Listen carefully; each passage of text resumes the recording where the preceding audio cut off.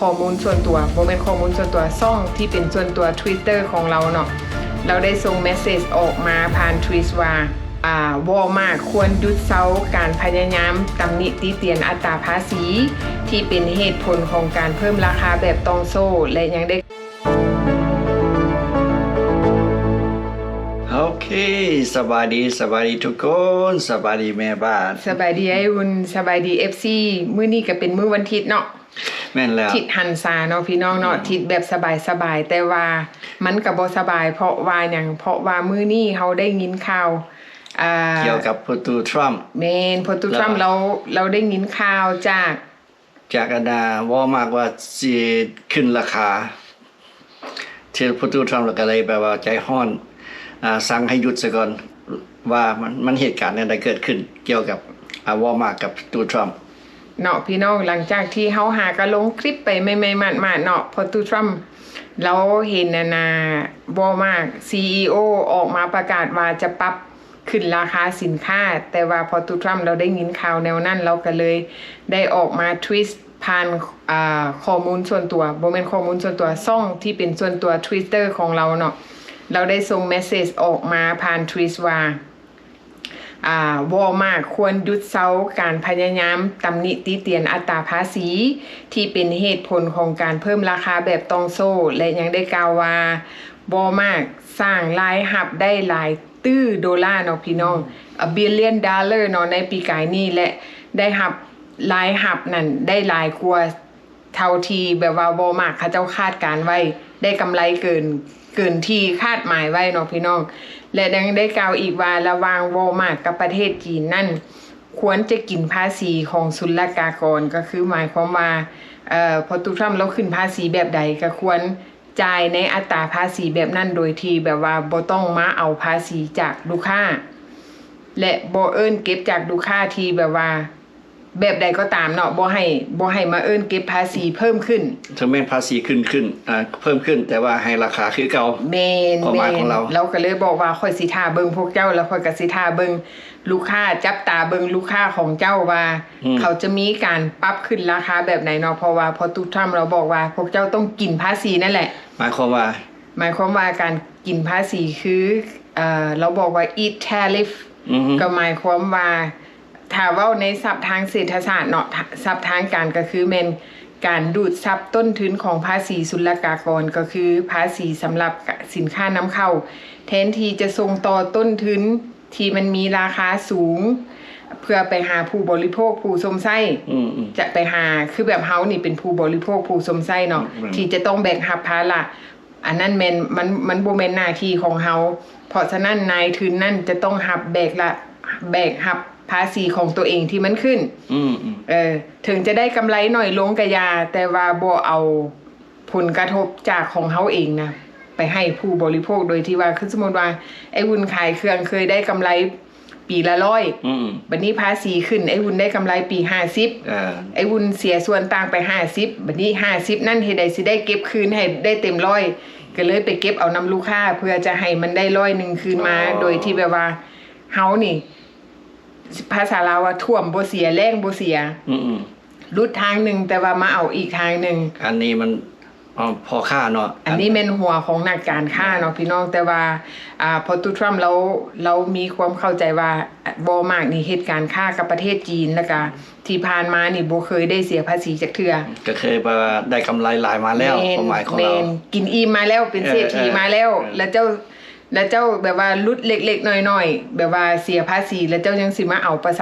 มาเอากับลูกค้าแบบผู้สมไส้คือเฮาผู้บริโภคคือเฮานี่เนาะพอทุกครั้งเราบ่อยากให้เฮ็ดหมายความว่าเจ้ากินอิ่มละเป็นเศรษฐีละเจ้าสิมาเอาเพิ่มนี่บ่ได้เจ้าต้องกินภาษีเจ้าหั่นแหละแม่นอันนี้เฮาก็ได้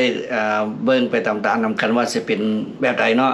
อันนี้ก็ตามคาดหมายของโดนัลด์ทรัมป์เราวางแผนไว้แนวนั้นแต่ว่ามันจะเป็นตามที่เราที่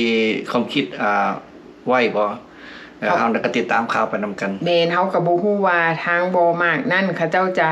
President Trump is warning Walmart against raising prices, telling the nation's biggest retailer and grocer to quote eat the tariffs The president returned to Washington, D.C. last night, wrapping up a three-nation trip to the Middle East. CBS's Willie James Enman is at the White House with the details. Willie James. Drika, good evening to you. The president spent the day here at the White House out of sight as he faces pushback on his so-called Big Beautiful Bill and tariffs. This weekend, President Trump warning the nation's largest retailer against raising prices. Posting on Truth Social, Walmart should stop trying to blame tariffs as the reason. He then added the retailer and China should eat the tariffs. The post comes 2 days after Walmart CEO Doug McMillon warned on a quarterly earnings call that prices may rise amid the president's trade war with China and other nations. Even at the reduced levels, the higher tariffs will result in higher prices. Walmart is a bellwether of U.S. consumer health. In a statement to CBS News, the company said, "We'll keep prices as low as we can for as long as we can, given the reality of small retail margins." It's a tax that consumers won't see directly in the receipt. Walmart customers we spoke to are divided on the effect of the tariffs. I think in the long run, it may have a good impact. Price increase is always worrisome. Also this weekend, tensions building on Capitol Hill as a handful of conservative Republicans revolt over the so-called Big Beautiful Bill. There were 16 ayes and 21 noes. 5 Republicans on the House Budget Committee voting with all Democrats against the GOP proposal, which includes $880 billion in cuts to social programs. Conservatives say the bill does not go far enough to reduce spending. We have to deliver on extending the tax cuts, but getting also the spending cuts necessary to get deficits down. มีการไปต่อรองกับพอตูทรัมป์แบบใดเขาก็ได้เบิ่งข่าวไปน้ำกันว่าบัดนี้จากสงครามภาษีจากกับเมืองจีนบัดนี้เป็นสงครามภายในบัดนี้เพราะว่าอย่างสงครามภายในก็คือตลาดวอลมาร์ทเขาเจ้าเฮ็ดค้าขายกับประเทศจีนหมายความว่าเป็นพันธมิตรที่ดีต่อกันว่าซั่นซะมีตลาดใหญ่ที่เอามาขายเนาะคือเฮาเป็นนายทุนนี่ไปเอาสินค้านำไม่บุญมาขายตลอดโดยที่บ่ได้มีภาษีเฮากับแบ่งปันฮักแพงกันมีหยังเฮาก็ต่อรองกันบัดนี้พอตุทรัมป์เราว่าบ่ได้บัดนี้ขึ้นภาษีพวกเจ้ารวยหลายละมาเก็บภาษีบัดนี้จากการเสียภาษีเฮ็ดให้ผลกำไรนั่นมันลดลงบัดนี้จากผลกำไรลดลงก็จำเป็นต้องมาขึ้นปรับราคาสินค้าในท้องตลาดบัดนี้มาปรับสินค้าในท้องตลาดมันก็เลยผลกระทบมันก็มาหาประชาชนเฮาต้องได้มาแบกรับโดยที่เฮาบ่ควรสิเกิดกับเฮาว่าซั่นซะให้ระหว่าง2ประเทศระหว่างจีนกับวอลมาร์ทฮับพาราเองแม่นบ่อยากให้พารามาตกพวกกันกับประชาชนกับผู้สมไส้แม่นบ่อยากเอาพารามาให้ผู้สมไส้คือเฮาเนาะเพราะฉะนั้นพอตู้ทรัมป์เราก็เลยอยากให้ราคาวอลมาร์ทนี่คือเก่าขึ้นหรือบ่ขึ้นอันนั้นเป็นเจ้าต้องรับผิดชอบเอาเองบ่แม่นสิมาให้ประชาชนเป็นผู้รับผิดชอบน่าสนใจเนาะเป็นไปได้บ่อันนี้ก็เป็นตะคิดเนาะแม่นอันนี้ก็เป็นตะคิดเพราะว่าอย่างสมมุติว่าคันสมมุติบ่มากแบกรับภาระว่าโอ้ขึ้นภาษีได้กำไรน้อยลงคันเขาเจ้ายอมรับมันก็ดีสำหรับประชาชนคันเขาเจ้าว่าโอ้บ่ได้เด้อต้องขึ้นภาษีมันขึ้นค่อยเอาสินค้าอยู่จีนมาขายบ่ได้บัดนี้สินค้าอยู่ตลาดก็เกิดความขาดแคลนบัดนี้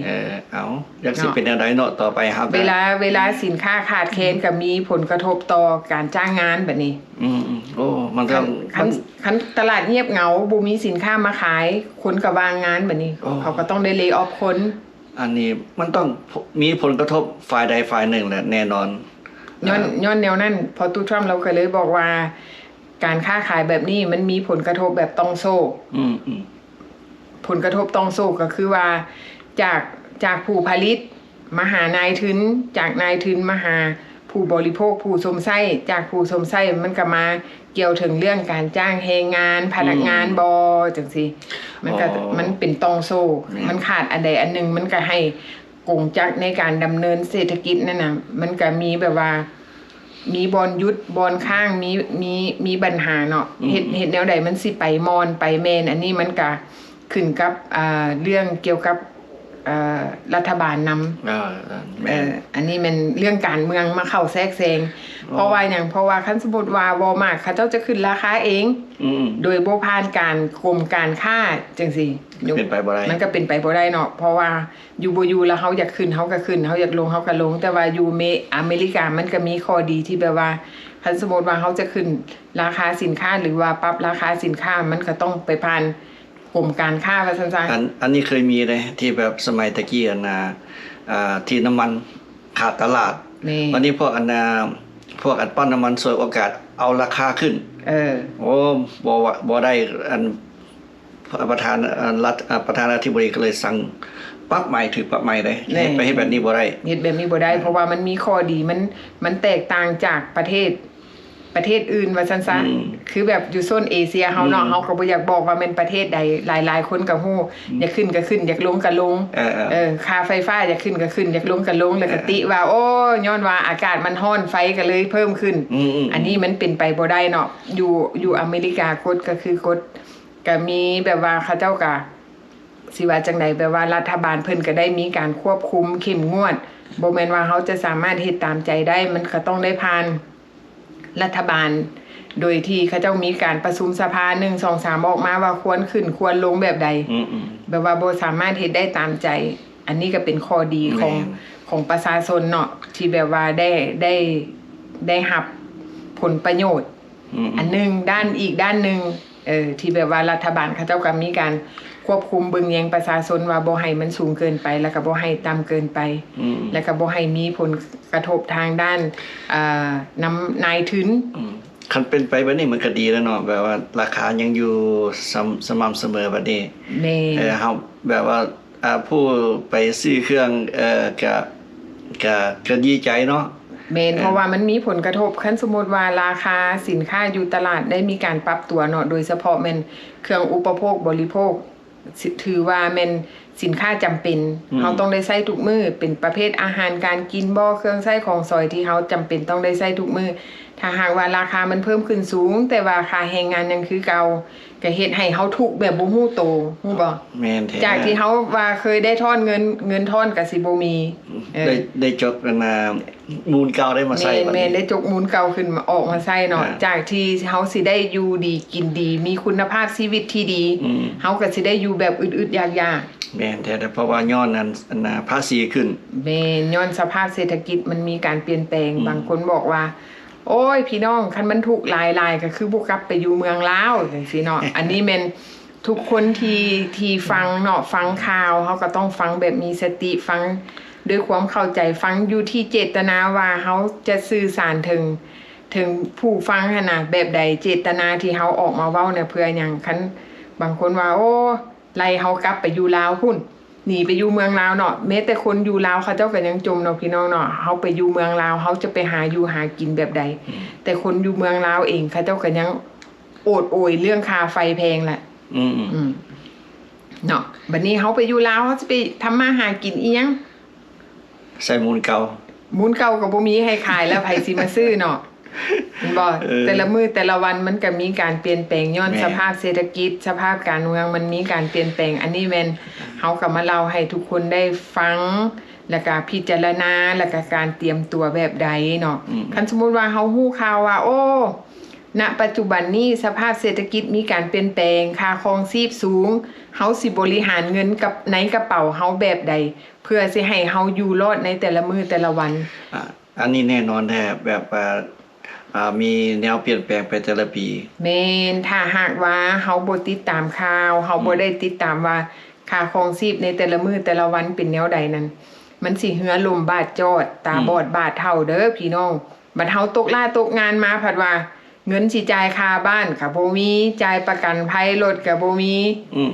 แล้วเฮาสิไปขอบัดนี้ว่าเฮาสิไปขออาศัยแต่กินเงินว่างงานก็บ่ได้บัดนี้มันก็มีกำหนดงานว่างงานให้กิน6เดือนบ่ปีนึงบ่สิมันก็เบิดล่ะแม่นแล้วบัดนี้คันสมมุติว่าการจ้างงานบ่ได้ก็เลย์ออฟเฮาสิไปหาเวียกอยู่ไสเงินสำรองเฮาก็เบิดนี่เป็นโฮมเลสเท่านั้นนะบัดนี้โฮมเลสก็สิไปขอเงินอยู่ไสนำเงินโซโซเขาก็สิบ่ให้ได้เขาก็ตัดออกบาดนี้ว่านั่นล่ะ นะบอกมันทุกอย่างมันมีการเปลี่ยนแปลงเพราะฉะนั้นการฟังข่าวก็เป็นข้อดีอย่างหนึ่งเนาะเพื่อให้เฮาได้เตรียมตัว เพื่อให้เฮาได้วางแผนล่วงหน้า ว่าเงินสำรองที่เฮามีอยู่ในถุงนั้นมันสิคุ้มจักปีจักเดือน ถ้าหากว่าเฮาตกงานเด้เฮาสิมีเงินเพียงพอบ่เพื่อจะจุนเจือให้เฮาในระยะหนึ่งจนกว่าเฮาจะหาเวียกเหตุงานทำได้ อันนี้แม่นสำหรับคนที่วางแผนล่วงหน้าสำหรับคนที่บ่วางแผนล่วงหน้าอันนั้นก็สุดแล้วแต่เนาะอันนี้แม่นนานาจิตตังเนาะพี่น้องแล้วแต่ความสบายใจของแต่ละคน อันนี้ก็แม่นเฮามาฝากไว้เตือนกันไว้คันเฮาวางแผนล่วงหน้าแล้วเฮาก็อยู่แบบสบายใจคันป่วยก็ให้ป่วยแต่ห่างกายอย่าให้ป่วยจิตใจเนาะฝากไว้เด้ออันนี้นะเนาะพี่น้องอันนี้ก็แม่นข้อมูลที่มีมาใหม่เนาะพี่น้องใหม่ๆมาเด้อติดตามไปนํกันเนาะว่าผลมันจะออกมาเป็นแนวใดบวกหรือลบเฮาจะได้รับผลกระทบแบบใดเฮาก็เบิ่งไปนํกันเนาะพอกันใหม่คลิปหน้าเด้อบ๊ายบาย